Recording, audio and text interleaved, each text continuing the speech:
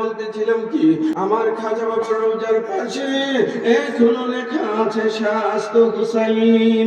আমার মৌলা হুসাইন হলো বাদশাহ, দিন আস্ত হুসাইন। আমার মৌলা হুসাইনই হলেন দিন, ঠিক না?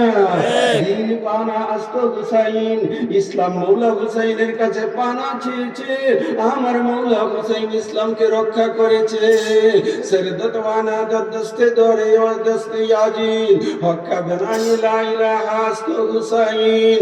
এ আশিক রাসূল আমার মৌলা হুসাইন ইজিদের হাতে তিনি হাত দিলেন না, আমার মৌলা হুসাইন মাথা মুবারক দিয়ে দিলেন। সুবহানাল্লাহ। এ আশিক রাসূল ভাইরা, আপনারা মনে মনে ভাবতে পারেন হাত দিলে কি হইতো। আরে ভাই, হাত তো অনেক মূল্যবান জিনিস, ঠিক কিনা ভাইরা? এ ভাইরা আমার বুঝতে হবে, আমার দয়াল নবীজি তিনি আবু জেহেলের সাথে হাত মিলান নাই, আবু জেহেলের সাথে আপোষ করেন নাই।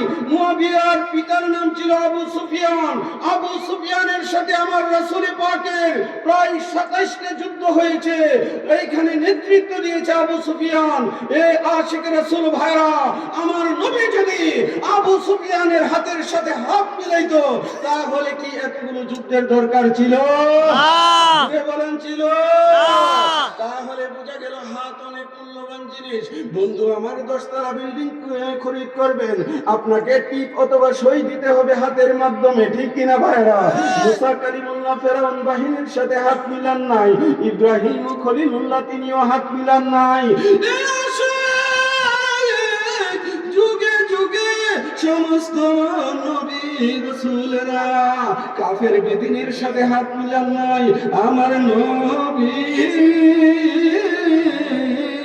কলিজার টুকরা মৌলা আলী পাক, আমার মৌলা আলী পাকের সন্তান মৌলা হুসাইন, তিনি যদি কারবালার মাঠে ইজিদের হাতে হাত মিলাই তাহলে কিয়ামত পর্যন্ত দলিল থেকে যাবে মৌলা হুসাইন ইজিদের বশ্যতা স্বীকার করে নিয়েছে,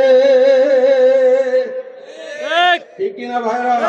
এই জন্য মৌলা হুসাইন হাত মিলান নাই, তিনি নিজের মাথা মুবারক দিয়ে দিলেন, তবু ইজিদের হাতে তিনি হাত দেন নাই। বন্ধু সরদত ওয়ানাদাদ দস্তে দরে দস্তে ইয়াজিদ হক্কা বেনাই লা ইলাহা আস্ত হুসাইন। ইসলামের ভিত্তি গোড়াটাই হলো মৌলা হুসাইন, ঠিক কিনা ভাইরা? এই আশিক রাসূল ভাইরা, আমরা খাজা বাবার মুরিদ হয়েছি, কিন্তু খাজা বাবার কথাগুলো আমরা আমলে নেই না। আমাদের এলাকায় মাহফিল হয় প্রত্যেক এলাকায়, কিন্তু মৌলা হুসাইনের নাম উচ্চারণ হয় না। আমার খাজা বাবা বলে দিয়েছে দ্বীনই হচ্ছে মৌলা হুসাইন। চিল্লায়া বলো না সুবহানাল্লাহ, জোরসে বলো সুবহানাল্লাহ, সুবহানাল্লাহ, জোরসে বলো সুবহানাল্লাহ, সুবহানাল্লাহ। এ